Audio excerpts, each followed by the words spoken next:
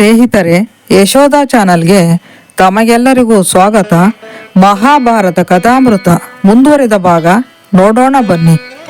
ಧೃತರಾಷ್ಟ್ರನ ಆಪ್ತ ಸಲಹೆಗಾರರು ಭೀಷ್ಮ, ದ್ರೋಣ, ವಿದುರ, ಅಶ್ವತ್ಥಾಮ ಮೊದಲಾದವರು ಅವನ ಅರಮನೆಗೆ ಧಾವಿಸಿದರು. ಮತ್ತೊಂದು ಪಗಡೆ ಪಂದ್ಯದ ವಿರುದ್ಧ ಎಚ್ಚರಿಸಿದರು. ಕ್ಷೀಣಿಸುತ್ತಿರುವ ಶಾಂತಿಯನ್ನು ಪೋಷಿಸುವುದು ಅಗತ್ಯವೆಂದು ಸೂಚಿಸಿದರು.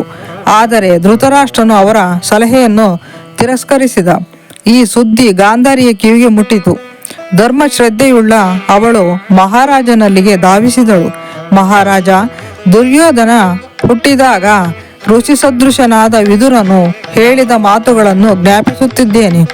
ದುರ್ಯೋಧನನು ವಂಶಕ್ಕೆ ಕಳಂಕ, ಅವನನ್ನು ತೊರೆದು ಬಿಡಿ ಎಂದು ವಿದುರ ಹೇಳಿದ್ದು ನೆನಪಿಲ್ಲವೇ?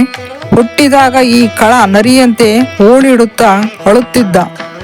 ಮಹಾರಾಜ, ನನ್ನ ಮಾತನ್ನು ಕೇಳಿ, ಆಪತ್ತಿಗೆ ಆಮಂತ್ರಣ ನೀಡದಿರಿ. ಮೂರ್ಖರು, ಸ್ವೇಚ್ಛಾಚಾರರು ಆದ ಹುಡುಗರ ಮಾತಿನಿಂದ ಪ್ರಭಾವಿತರಾಗದಿರಿ. ಕುರುವಂಶ ನಿರ್ನಾಮಕ್ಕೆ ನೀವು ರೂವಾರಿಯಾಗಬೇಡಿ. ಪಾಂಡವರು ಮತ್ತು ಕೌರವರ ನಡುವಣ ಹಗೆತನ ಈಗ ಹೇಗೋ ಏನೋ ತಗ್ಗಿದೆ. ಅದು ಮತ್ತೆ ಕೆರಳುವಂತೆ ಮಾಡಬೇಡಿ. ಸೇತುಗಳನ್ನು ನಾಶ ಮಾಡದಿರಿ. ನೀವು ಧರ್ಮನಿಷ್ಠರ ವಂಶದಲ್ಲಿ ಜನಿಸಿದ್ದೀರಿ. ಜೊತೆಗೆ ಪ್ರಾಜ್ಞರು. ವೃದ್ಧರಾದವರು ಬಾಲಿಶವಾಗಿ ಆಡಬಾರದು. ನಿಮ್ಮ ಮಕ್ಕಳನ್ನು ನಿಯಂತ್ರಿಸಿ. ಒಬ್ಬ ಮಗನ ಮೂರ್ಖತನ, ಅವಿವೇಕಗಳಿಂದಾಗಿ ಉಳಿದೆಲ್ಲ ಮಕ್ಕಳನ್ನು ಕಳೆದುಕೊಳ್ಳದಿರಿ. ಹುಟ್ಟಿದ ಕೂಡಲೇ ನಾವು ಅವನನ್ನು ತೊರೆಯದು ಬಿಡಬೇಕಿತ್ತು. ಅವನು ನಮ್ಮ ವಂಶಕ್ಕೆ ಒಂದು ಶಾಪವಿದ್ದಂತೆ. ಈಗಲಾದರೂ ನಾವು ಅವನನ್ನು ತೊರೆದು ಬಿಡೋಣ. ಧರ್ಮ ಮತ್ತು ಶಾಂತಿಯನ್ನು ನಿಮ್ಮನ್ನು ಮುನ್ನಡೆಸಲಿ ಎಂದು ಗಾಂಧಾರಿ ಪತಿಯಲ್ಲಿ ನಿವೇದಿಸಿಕೊಂಡಳು. ಧೃತರಾಷ್ಟ್ರನು ಗಾಂಧಾರಿಯ ಮಾತಿಗೆ ಜಗ್ಗಲಿಲ್ಲ. ಅವನು ನುಡಿದ, ನಮ್ಮ ವಂಶ ನಿರ್ವಂಶವಾಗಬೇಕೆಂಬುದು ವಿಧಿ ನಿಯಾಮಕವಾಗಿದ್ದಲ್ಲಿ ಅದನ್ನು ನಾನು ತಡೆಯಲಾಗದು. ನನ್ನ ಮಕ್ಕಳ ಇಷ್ಟ ನಡೆಯಲಿ. ಧೃತರಾಷ್ಟ್ರನ ದೂತನೊಬ್ಬನನ್ನು ಇಂದ್ರಪ್ರಸ್ಥ ನಗರಕ್ಕೆ ಕಳುಹಿಸಲಾಯಿತು. ಆಗ ಪಾಂಡವರು ಇನ್ನೂ ಇಂದ್ರಪ್ರಸ್ಥ ತಲುಪಿರಲಿಲ್ಲ. ಮಾರ್ಗ ಮಧ್ಯದಲ್ಲಿದ್ದರೂ ದೂತನು ಪಾಂಡವರ ರಥವನ್ನು ಹಿಂದಿಕ್ಕಿ ನಿಲ್ಲಿಸಿ ರಾಜನ ಸಂದೇಶವನ್ನು ತಲುಪಿಸಿದ. ಸಂದೇಶ ಧೃತರಾಷ್ಟ್ರನದು ಎಂದು ತಿಳಿದು ಯುಧಿಷ್ಠಿರ ನಿಟ್ಟುಸಿರು ಬಿಟ್ಟ. ಅವನು ನುಡಿದ, ಎಲ್ಲ ಪ್ರಾಣಿಗಳು ಬ್ರಹ್ಮನ ಆಜ್ಞೆಗೆ ಬದ್ಧರು. ದ್ಯೂತದ ಇನ್ನೊಂದು ಪಂದ್ಯವೆಂದರೆ ಏನೋ ಅನಾಹುತವಾಗಲಿದೆ. ಆದರೆ ಪಗಡೆಯಾಟದ ಆಮಂತ್ರಣವನ್ನು ನಿರಾಕರಿಸಲಾಗದು. ಜೊತೆಗೆ ಆಜ್ಞೆ ದೊಡ್ಡಪ್ಪನಿಂದ ಬಂದಿದೆ. ಏನೋ ಕೇಡು ಅನರ್ಥ ನನಗೆ ಕಾದಿದೆ. ಆದರೆ ನನಗೆ ಬೇರೆ ಆಯ್ಕೆಯೇ ಇಲ್ಲ. ಯುಧಿಷ್ಠಿರನು ಹಸ್ತಿನಾವತಿಗೆ ಹಿಂದಿರುಗಿದ. ಆಸ್ಥಾನದಲ್ಲಿ ಸೋದರರೊಂದಿಗೆ ಕುಳಿತ. ಶಕುನಿ ನಗುತ್ತ ಯುಧಿಷ್ಠಿರನಿಗೆ ಹೇಳಿದ, ಯುಧಿಷ್ಠಿರ, ನಿನ್ನ ಸಂಪತ್ತನ್ನು ನಿನಗೆ ಹಿಂದಿರುಗಿಸಿ ವೃದ್ಧ ದೊರೆಗಳು ಒಳ್ಳೆಯ ಕೆಲಸವನ್ನು ಮಾಡಿದ್ದಾರೆ. ಈ ಬಾರಿ ನಿನ್ನ ಆಸ್ತಿಯನ್ನು ಐಶ್ವರ್ಯವನ್ನು ಪಣಕ್ಕೊಡ್ಡುವಂತೆ ನಾವು ಕೇಳುವುದಿಲ್ಲ. ಆದರೆ ನಾವು ಸೂಚಿಸುತ್ತಿರುವ ಪಣ ಅಸಾಧಾರಣವಾದುದು. ನೀನು ನಮ್ಮನ್ನು ಸೋಲಿಸಿದಲ್ಲಿ ನಾವು 12 ವರ್ಷ ವನವಾಸಕ್ಕೆ ತೆರಳುತ್ತೇವೆ. ನಂತರ 1 ವರ್ಷ ಅಜ್ಞಾತವಾಸ ಮಾಡುತ್ತೇವೆ. ಅಜ್ಞಾತವಾಸದಲ್ಲಿ ನಮ್ಮ ಗುರುತು ಸಿಕ್ಕರೆ ಮತ್ತೆ 12 ವರ್ಷ ವನವಾಸ, 1 ವರ್ಷ ಅಜ್ಞಾತವಾಸ. ನೀನು ಸೋತರೆ ನಿನಗೂ ಇದೇ ಅನ್ವಯವಾಗುತ್ತದೆ. ವನವಾಸ ಮಾಡುವವರು ಈ ಷರತ್ತುಗಳನ್ನು ಪೂರೈಸಿದ ನಂತರ ತಮ್ಮ ರಾಜ್ಯವನ್ನು ಪಡೆಯಬಹುದು. ಶಕುನಿ ಈ ಮಾತುಗಳನ್ನಾಡಿದ ನಂತರ ಆಸ್ಥಾನದಲ್ಲಿದ್ದ ಗುಣ ಸಂಪನ್ನರು, ಏನಿದು, ಅವನಿಗೊದಗಲಿರುವ ವಿಪತ್ತು, ಮಹಾ ದುರಂತಗಳನ್ನು ಕುರಿತು ಯಾರಾದರೂ ಯುಧಿಷ್ಠಿರನನ್ನು ಎಚ್ಚರಿಸಬಾರದೆ ಎಂದು ಉದ್ಗಾರ ಮಾಡುತ್ತಾ ತಮ್ಮಲ್ಲೇ ಮಾತನಾಡಿಕೊಂಡರು. ಯುಧಿಷ್ಠಿರನ ಬುದ್ಧಿ ಎಲ್ಲಿ ಹೋಯಿತು? ಅವನ ಜ್ಞಾನ ಅವನ ಕೈಯಲ್ಲೇ ಇದೆಯಾ? ಹೇಗೆ? ಯುಧಿಷ್ಠಿರನು ಈ ಮಾತುಗಳನ್ನು ಕೇಳಿಸಿಕೊಂಡ ನಂತರ ಶಕುನಿಗೆ ಹೇಳಿದ, ಸೌಬಲ, ಕ್ಷತ್ರಿಯ ಸಂಹಿತೆಗೆ ಬಂದಿಯಾದ ನನ್ನಂಥ ರಾಜ ತೀವ್ರ ವಿಪತ್ತಿನ ಸೂಚನೆಯ ನಡುವೆಯೂ ದ್ಯೂತದ ಆಮಂತ್ರಣವನ್ನು ಒಪ್ಪಿಕೊಳ್ಳದೆ ಇರುವುದು ಹೇಗೆ ಸಾಧ್ಯ? ಮಹಾದುರಂತ. ಶಕುನಿ ದ್ಯೂತದ ಪಂದ್ಯಾರಂಭಕ್ಕೆ ಮೊದಲು ಮತ್ತೆ ಷರತ್ತುಗಳನ್ನು ಪುನರುಚ್ಚರಿಸಿದ. ಪ್ರತಿ ಬಾರಿಯೂ ಧರ್ಮಜ ಒಪ್ಪಿಗೆ ಸೂಚಿಸಿದ. ಅನಂತರ ಶಕುನಿ ದಾಳಗಳನ್ನು ಕೈಗೆತ್ತಿಕೊಂಡ. ಪಂದ್ಯ ಆರಂಭವಾಯಿತು. ಎಲ್ಲರ ಕಣ್ಣುಗಳು ದ್ಯೂತದ ಮೇಲೆ, ಎಲ್ಲರ ಹೃದಯಗಳು ಡವಗುಟ್ಟುತ್ತಿದ್ದವು. ಆಟ ಸಾಗಿದಂತೆ ಕುತೂಹಲ ಅಸಹನೀಯವಾಯಿತು. ಕೆಲವು ಯಾತನಾಪೂರ್ಣ ಕ್ಷಣಗಳು ನಾನು ಗೆದ್ದೆ. ಶಕುನಿಯ ವಿಜಯೋನ್ಮತ್ತ ಕೇಕೆಯು ನಭವನ್ನು ಮುಟ್ಟಿತು. ಪಾಂಡವರು ಕಿರೀಟ ಮೊದಲಾದ ರಾಜಲಾಂಛನಾದಿ ಉಡುಪುಗಳನ್ನು ತ್ಯಜಿಸಿ ನಾರು ಮಡಿಯುಟ್ಟು ಅರಣ್ಯಕ್ಕೆ ಹೊರಡಲು ಸಿದ್ಧರಾದರು. ದುಶ್ಯಾಸನನಿಗೆ ಪರಮಾನಂದವಾಗಿತ್ತು. ಇದೆಂಥ ಮಹಾದಿನ ಎಂದು ಉದ್ಗರಿಸಿದ ದುಶ್ಯಾಸನ, ದುರ್ಯೋಧನನ ಪ್ರಶ್ನಾತೀತ ಆಳ್ವಿಕೆ ಇಂದಿನಿಂದ ಪ್ರಾರಂಭವಾಗಿದೆ. ಸೋತ ಪಾಂಡವರು ದರಿದ್ರರು. ಇಂದಿನಿಂದ ನಾವು ಎಲ್ಲ ರೀತಿಯಲ್ಲೂ ಶತ್ರುವಿಗಿಂತ ಮೇಲಿನವರು, ಯೋಗ್ಯತೆ ಮತ್ತು ಬಲದಲ್ಲಿ. ದುರ್ಯೋಧನ ಪಾಂಡವರ ಅರಮನೆಯಲ್ಲಿ ಮುಗ್ಗರಿಸಿ ಬಿದ್ದಾಗ ಈ ಶತ್ರುಗಳು ನಕ್ಕರು. ಅವರೀಗ ಅರಣ್ಯಕ್ಕೆ ಹೋಗಬೇಕಾಗಿದೆ. ಈಗ ಅವರು ತಮ್ಮೆಲ್ಲ ಕೀರ್ತಿ ಪ್ರತಿಷ್ಠೆಗಳಿಂದ ತ್ಯಕ್ತರಾಗಿದ್ದಾರೆ. ಅವರಿಗೆ ತಕ್ಕ ಶಿಕ್ಷೆಯಾಗಿದೆ. ಅವರೀಗ ಅರಣ್ಯದಲ್ಲಿ ಓಡಾಡುವ ಚರ್ಮ ಹೊದ್ದ ಬೇಟೆಗಾರರಂತೆ ಕಾಣುತ್ತಾರೆ. ಹೀಗೆಂದವನೇ ದ್ರೌಪದಿಯತ್ತ ತಿರುಗಿ, ಇವಳ ಬಗ್ಗೆ ನನಗೆ ಅಯ್ಯೋ ಪಾಪ ಎನ್ನಿಸುತ್ತದೆ. ಮಹಾರಾಜ ದೃಪದನು ಇವಳನ್ನು ಪಾಂಡವರಿಗೆ ವಿವಾಹ ಮಾಡಿಕೊಟ್ಟು ದೊಡ್ಡ ಪ್ರಮಾದವನ್ನೇ ಎಸಗಿದ್ದಾನೆ. ಅವರು ನಪುಂಸಕರು. ದ್ರೌಪದಿ ಜಿಂಕೆ ಚರ್ಮ ಧರಿಸಿ ಅರಣ್ಯದಲ್ಲಿ ಅಡ್ಡಾಡುವ ಈ ಪಾಂಡವರಿಂದ ನಿನಗೆ ಯಾವ ಸುಖ ಸಿಗುತ್ತದೆ? ಕುರುವಂಶಜರಲ್ಲಿ ಒಬ್ಬರನ್ನು ವರಿಸಿ ಸುಖ ಸಂತೋಷದಿಂದ ಬಾಳ್ವೆ ನಡೆಸು. ಪಾಂಡವರೊಂದಿಗಿನ ಅರಣ್ಯವಾಸ ಕಷ್ಟ ಕೋಟಲೆಗಳು ತಪ್ಪುವೋ? ನಿನ್ನ ಮಕ್ಕಳ ಬಗ್ಗೆ ಯೋಚಿಸಿದ್ದೀಯಾ? ಪಾಂಡವರು ಈಗ ಹುಲ್ಲು ತುಂಬಿದ ಬೊಂಬೆಗಳಿದ್ದಂತೆ. ಪಾಂಡವರಿಗೆ ಸೇವೆ ಮಾಡುವುದೆಂದರೆ ಹಿಂಡಿಯನ್ನು ಅರೆದಂತೆ.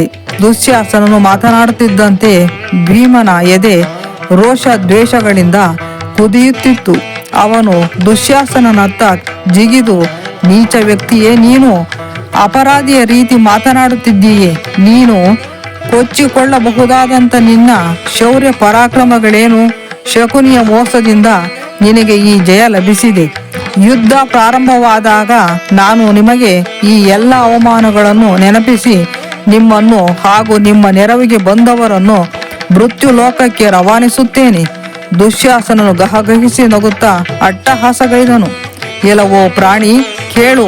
ಬರಲಿರುವ ಯುದ್ಧದಲ್ಲಿ ನಾನು ನಿನ್ನ ಎದೆ ಬಗೆದು ನಿನ್ನ ರಕ್ತ ಹೀರುವೆ ಹಾಗೂ ಧೃತರಾಷ್ಟ್ರನ ಸಂತಾನವೆಲ್ಲವನ್ನು ಸಂಹರಿಸುವೆ ಎಂದು ಭೀಮ ಅಬ್ಬರಿಸಿದನು. ದುರ್ಯೋಧನನು ಭೀಮನ ಮಾತುಗಳನ್ನು ಅಣಕಿಸಿದ. ಸೋದರರೆಲ್ಲ ಸಂತೋಷದಿಂದ ಸಂಭ್ರಮಿಸಿ ನಕ್ಕರು. ಪಾಂಡವರು ಹೊಸಿಲು ದಾಟಿದಂತೆ ಭೀಮ ಹಿಂದಿರುಗಿ ಆಸ್ಥಾನಕ್ಕೆ ಹೇಳಿದ, ಇಲ್ಲಿ ನೆರೆದಿರುವವರೆಲ್ಲ ಕೇಳಿಸಿಕೊಳ್ಳಿ. ನಾನು ದುರ್ಯೋಧನನನ್ನು ಸಂಹರಿಸುತ್ತೇನೆ. ಅರ್ಜುನನು ಕರ್ಣನ ಸಂಹಾರ ಮಾಡುತ್ತಾನೆ. ಸಹದೇವ ಈ ಜೂಜುಕೋರ ಶಕುನಿಯನ್ನು ಕೊಲ್ಲುತ್ತಾನೆ. ಈ ದುರ್ಯೋಧನನನ್ನು ನೆಲಕ್ಕೆ ಅಪ್ಪಳಿಸಿ ಒಗೆದು ಅವನ ತೊಡೆ ಮುರಿಯುತ್ತೇನೆ. ದುಶ್ಯಾಸನನ ಎದೆ ಬಗೆದು ರಕ್ತ ಕುಡಿಯುತ್ತೇನೆ. ಅರ್ಜುನನು ಭೀಮನ ಮಾತನ್ನು ಮುಂದುವರಿಸಿ ಹೇಳಿದ, ಈ ಕರ್ಣನನ್ನು ನಾನು ಮರಣದ ಮನೆಗೆ ರವಾನಿಸುತ್ತೇನೆ. ಸಹದೇವನು ಶಕುನಿಯತ್ತ ತಿರುಗಿ ಹೇಳಿದ, ನೀನು ಗಾಂಧಾರ ವಂಶದ ಒಂದು ಕಳಂಕ. ನಾನು ನಿನ್ನನ್ನು ಮತ್ತು ನಿನ್ನ ಸಹಚರರನ್ನು ಸಂಹರಿಸುವೆ. ನಕುಲ ನುಡಿದ, ಯುದ್ಧದಲ್ಲಿ ನಾನು ಧೃತರಾಷ್ಟ್ರನ ಹಲವಾರು ಪುತ್ರರನ್ನು ಕೊಲ್ಲುವೆನು. ಯುಧಿಷ್ಠಿರ ಎದ್ದು ನಿಂತು ಕೈಮುಗಿದು ಭೀಷ್ಮ, ದ್ರೋಣ, ವಿದುರ, ಕೃಪ, ಬಾಕ್ಲೀಕ, ಅಶ್ವತ್ಥಾಮ, ಧೃತರಾಷ್ಟ್ರ ಮೊದಲಾದವರ ಆಶೀರ್ವಾದ ಬೇಡಿದ. ಅನಂತರ ಹೇಳಿದ, ವನವಾಸ ಅಜ್ಞಾತವಾಸಗಳ ನಂತರ ನಿಮ್ಮನ್ನೆಲ್ಲ ಬಂದು ಕಾಣುವೆ. ಯಾರೊಬ್ಬರೂ ಮಾತನಾಡಲಿಲ್ಲ. ಅಲ್ಲಿ ನೆರೆದಿದ್ದವರಲ್ಲಿ ಬಹುತೇಕ ಮಂದಿ ಮೌನದಲ್ಲೇ ಪಾಂಡವರಿಗೆ ಶುಭ ಕೋರಿದರು. ವಿದುರ ಮಾತ್ರ ಎದ್ದು ನಿಂತು ನುಡಿದ, ಧರ್ಮಜ, ಕುಂತಿ ಜನ್ಮತಃ ರಾಜಪುತ್ರಿ. ಅವಳಿಗೆ ಈಗ ವಯಸ್ಸಾಗಿದೆ. ಅವಳು ವನವಾಸಕ್ಕೆ ಹೋಗುವುದು ಯೋಗ್ಯವಲ್ಲ. ಕುಂತಿ ನನ್ನ ಮನೆಯಲ್ಲಿರಲಿ. ಅರಣ್ಯದಲ್ಲಿ ನಿಮ್ಮ ಬದುಕು ಹಸನಾಗಿರಲಿ. ಧರ್ಮಜ ಉತ್ತರಿಸಿದ, ಹಿರಿಯರೇ, ನಿಮ್ಮ ಸಲಹೆಗೆ ನಾವು ಬದ್ಧರು. ಹಾಗೆಯೇ ಆಗಲಿ. ನೀವು ನಮಗೆ ಪಿತೃ ಸಮಾನರು ಹಾಗೂ ಗುರುಗಳು. ನೀವು ಅಸಾಧಾರಣ ಬುದ್ಧಿಶಾಲಿಗಳು ಕೂಡ. ನಮಗೆ ಮಾರ್ಗದರ್ಶನ ಮಾಡಿ. ಆಗ ವಿದುರನು ನುಡಿದನು, ಯುಧಿಷ್ಠಿರ, ಅನ್ಯಾಯದಿಂದ ಅಕ್ರಮ ಮಾರ್ಗಗಳಿಂದ ಸೋಲಿಸಲ್ಪಟ್ಟವನು ತನ್ನ ಹಣೆಯ ಬರಹವನ್ನು ಕುರಿತು ಚಡಪಡಿಸಬೇಕಿಲ್ಲ. ನಿನಗೆ ಧರ್ಮ ಸೂಕ್ಷ್ಮಗಳೇನೆಂಬುದು ಗೊತ್ತು. ಭೀಮನು ಶತ್ರುಗಳಿಗೆ ಸಿಂಹ ಸ್ವಪ್ನವಿದ್ದಂತೆ, ಅರ್ಜುನನು ಅಜೇಯನು, ನಕುಲನು ಖಜಾನೆಯನ್ನು ಸಮೃದ್ಧವಾಗಿರಿಸಬಲ್ಲ, ಸಹದೇವನಿಗೆ ರಾಜ್ಯಾಡಳಿತ ಕೌಶಲ ಗೊತ್ತು, ದೌಮ್ಯರು ವೇದ ಪಾರಂಗತರು, ದ್ರೌಪದಿಯು ಧರ್ಮಕ್ಕೆ ನಿಷ್ಠೆಯಿಂದಿರುತ್ತಾಳೆ. ನೀವೆಲ್ಲರೂ ಪ್ರೀತಿ ವಾತ್ಸಲ್ಯಗಳಿಂದ ಒಂದಾಗಿದ್ದೀರಿ. ನೀವೆಲ್ಲ ಉಳಿದವರಿಗೆ ಮಾದರಿಯಾಗಿದ್ದೀರಿ. ಯುಧಿಷ್ಠಿರ, ನಿನ್ನ ಇಚ್ಛಾಶಕ್ತಿ ಸಂಕಲ್ಪ ಶಕ್ತಿಗಳು ಇಂದ್ರನನ್ನು ಮೀರಿಸುವವು. ಮಹಾನ್ ಬುದ್ಧಿಶಾಲಿಗಳು ನಿನಗೆ ಮಾರ್ಗದರ್ಶನ ಮಾಡುತ್ತಾರೆ. ಕೃಷ್ಣ ದ್ವೈಪಾಯನ, ಭಾರ್ಗವ, ರಾಮ, ಅಸಿತ, ಭೃಗು, ನಾರದ ಮತ್ತು ದೌಮ್ಯರು ನಿನ್ನ ವಿದ್ಯಾಗುರುಗಳು. ಇಂದ್ರನಂತೆ ವಿಜಯದಲ್ಲಿ ಮನಸ್ಸನ್ನು ಕೇಂದ್ರೀಕರಿಸು. ಕುಬೇರನ ಔದಾರ್ಯ, ಯಮನ ಕೋಪ ನಿಗ್ರಹ, ವರುಣನ ಇಂದ್ರಿಯ ನಿಗ್ರಹ ಇವುಗಳನ್ನು ಕುರಿತು ನಿನ್ನ ಮನಸ್ಸು ಚಿಂತನ ಮಂಥನ ನಡೆಸಲಿ. ಬದುಕಿನ ಮೂಲ ದ್ರವ್ಯಗಳು ನಿನ್ನ ಗುರುವಾಗಿರಲಿ. ಜಲ ಜೀವದಾಯ, ಭೂಮಿಯು ಕ್ಷಮೆಯ ಧರಿತ್ರಿ, ಸೂರ್ಯ ಚಂದ್ರರು ಬೆಳಕನ್ನು ನೀಡುವವರು, ವಾಯುವು ಬಲವನ್ನು ಅನುಗ್ರಹಿಸುವವನು. ಪ್ರಕೃತಿಯ ಇತರ ಶಕ್ತಿಗಳಿಂದ ಆತ್ಮದ ಸಿರಿಯನ್ನು ಹೆಚ್ಚಿಸಿಕೋ. ನೀನು ಸದಾ ಆರೋಗ್ಯವಂತನಾಗಿರು. 13 ವರ್ಷಗಳ ನಂತರ ನೀವು ಹಿಂದಿರುಗಿ ಬರುವುದನ್ನೇ ನಾವು ಕಾಯುತ್ತಿರುತ್ತೇವೆ. ಸುದೈವ ನಿನ್ನ ಬಾಗಿಲಿಗೆ ಬರುವಂತಾಗಲಿ. ಕುಂತಿ ಮೊದಲಾದವರ ಆಶೀರ್ವಾದ ಪಡೆದು ವಿದಾಯ ಹೇಳಲು ದ್ರೌಪದಿಯು ರಾಣಿವಾಸದ ಸಮುಚ್ಚಯಕ್ಕೆ ಹೋದಳು. ಹಿರಿಯರ ಕಾಲಿಗೆ ನಮಸ್ಕರಿಸಿದಳು. ಓರೆಗೆ ಅವರನ್ನು ಒಪ್ಪಿಕೊಂಡಳು. ಸ್ತ್ರೀಯರು ಕಣ್ಣೀರು ಹರಿಸಿದರು. ದ್ರೌಪದಿಯ ಕಣ್ಣೀರು ಕುಂತಿಯ ಪಾದಗಳನ್ನು ತೊಳೆಯಿತು. ವೃದ್ಧಳಾದ ಕುಂತಿಯಿಂದ ಹೆಚ್ಚು ಮಾತನಾಡಲು ಆಗಲಿಲ್ಲ. ಒತ್ತರಿಸಿಕೊಂಡು ಬಂದ ದುಃಖವನ್ನು ತಡೆದು ಕುಂತಿ ನುಡಿದಳು, ಮಗಳೇ, ಈ ಕಷ್ಟ ಆವರಿಸಿಕೊಂಡಿದೆ ಎಂದು ದುಃಖ ಪಡಬೇಡ. ಸ್ತ್ರೀಯರ ನೀತಿ ನಿಯಮ ಸಂಹಿತೆಯನ್ನು ಚೆನ್ನಾಗಿ ಅರಿತವಳು ನೀನು. ಅದನ್ನು ಎಲ್ಲ ಕಾಲದವರು ಪಾಲಿಸಿಕೊಂಡು ಬಂದಿದ್ದೀಯೆ. ನೀನು ಸದ್ಗುಣಗಳ ಗಣಿ. ನೀನು ಪತಿನಿಷ್ಠಳು. ನೀನು ಹುಟ್ಟಿದ ಕುಲಕ್ಕೆ ಸೇರಿದ ಕುಲಕ್ಕೆ ಕೀರ್ತಿ ತಂದಿದ್ದೀಯೆ. ನಿನ್ನ ಕೋಪಾಗ್ನಿ ಕೌರವರನ್ನು ಸುಟ್ಟು ಭಸ್ಮ ಮಾಡಲಿಲ್ಲ. ಅವರು ಅದೃಷ್ಟವಂತರು. ನಿಮ್ಮ ಪಥ ಸುಗಮವಾಗಿರಲಿ ಎಂದು ನಾನು ಪ್ರಾರ್ಥಿಸುತ್ತೇನೆ. ಸತ್ಕುಲ ಸಂಜಾತ ಸ್ತ್ರೀಯರು ವಿಧಿಯ ಕಷ್ಟ ಕೋಟಲೆಗಳಿಗೆ ಅಂಜುವುದಿಲ್ಲ, ಪ್ರಲಾಪಿಸುವುದಿಲ್ಲ. ನೀನು ಧರ್ಮದಲ್ಲಿ ಶ್ರದ್ಧಾ ನಂಬಿಕೆಯುಳ್ಳವಳು. ಧರ್ಮ ನಿನ್ನನ್ನು ರಕ್ಷಿಸುತ್ತದೆ. ಹೆಣ್ಣಿನ ಕರ್ತವ್ಯಗಳ ಬಗ್ಗೆ ನಾನು ನಿನಗೆ ಹೇಳಬೇಕಾದ್ದಿಲ್ಲ. ಆದರೆ ನನ್ನ ಅನಿಸಿಕೆಯೊಂದು ಈ ಮಾತುಗಳನ್ನು ಆಡಿಸುತ್ತಿದೆ. ವಿಶೇಷವಾಗಿ ನನ್ನ ಕಂದ ಸಹದೇವನನ್ನು ಚೆನ್ನಾಗಿ ನೋಡಿಕೊ ಪಾಂಚಾಲಿ. ಅವನು ಎದೆಗುಂದದಿರಲಿ. ದ್ರೌಪದಿ ಅಳುತ್ತಲೇ ಅತ್ತೆಯಿಂದ ಬೀಳ್ಕೊಂಡಳು. ಕುಂತಿಯು ಕಣ್ಣೀರು ಸುರಿಸುತ್ತಾ ಸೊಸೆಯ ಹಿಂದೆಯೇ ನಡೆದು ಬಂದಳು. ಸದಾ ಕಿಂಕಾಪಿನ ರಾಜಯೋಗ್ಯ ಉಡುಪುಗಳಿಂದ ವಿಜೃಂಭಿಸುತ್ತಿದ್ದ ತನ್ನ ಪುತ್ರರು ಕೃಷ್ಣಾರ್ಜುನ ಧರಿಸಿರುವುದನ್ನು ಕಂಡಳು. ಅವರು ಅಲ್ಲಿ ತಲೆಬಾಗಿಸಿ ನಿಂತಿದ್ದರು. ಅವರ ಸುತ್ತ ಗಹಗಹಿಸಿ ನಗುತ್ತಿದ್ದ ಕೇಕೆ ಹಾಕುತ್ತಿದ್ದ ಶತ್ರುಗಳಿದ್ದರು. ವಿಷಣ್ಣ ಮೌನದಿಂದ ಕಂಬನಿ ಬಿಡಿಯುತ್ತಿದ್ದ ಮಿತ್ರರಿದ್ದರು. ಮಹಾಮಾತೆ ಕುಂತಿಯಿಂದ ದುಃಖ ತಡೆದುಕೊಳ್ಳಲಾಗಲಿಲ್ಲ. ಬಿಕ್ಕಳಿಸಿ ಅಳುತ್ತಲೇ ಪುತ್ರರತ್ತ ಧಾವಿಸಿ ಒಬ್ಬೊಬ್ಬರನ್ನು ಒಪ್ಪಿಕೊಂಡಳು. ಅನಂತರ ಅತೀವ ಕಷ್ಟದಿಂದ ದುಃಖ ಸಂಕಟಗಳನ್ನು ತಡೆದುಕೊಂಡು ಗದ್ಗದಿತಳಾಗಿ ನುಡಿದಳು, ಮಕ್ಕಳೇ, ನಿಮ್ಮನ್ನು ಧರ್ಮಕ್ಕೆ ಸಮರ್ಪಿಸಿಕೊಂಡಿದ್ದೀರಿ. ನೀವು ಸರ್ವದಾ ರುಜು ಮಾರ್ಗದಲ್ಲಿ ನಡೆದುಕೊಂಡಿದ್ದೀರಿ. ನೀವು ಯಾವತ್ತೂ ಸಣ್ಣತನದಿಂದ ನಡೆದುಕೊಂಡಿಲ್ಲ. ಹಿರಿಯರ ಸೇವೆಯನ್ನು ಶ್ರದ್ಧಾಭಕ್ತಿ ಪೂರ್ವಕವಾಗಿ ಮಾಡಿರುವಿರಿ. ಆದಾಗ್ಯೂ ಇಂಥ ವಿಪತ್ತು ನಿಮಗೆ ಹೇಗೆ ಒದಗಿತು? ಈ ದುರಂತ ನಿಮಗೇಕೆ ಬಡಿಯಿತು? ಯಾವ ಅಪರಾಧದಿಂದ ನಿಮಗೆ ಈ ವೇದನೆ ಕಷ್ಟ ಕೋಟಲೆಗಳು ಪ್ರಾಪ್ತವಾಗಿದೆಯೋ ನನಗೆ ತಿಳಿಯದು.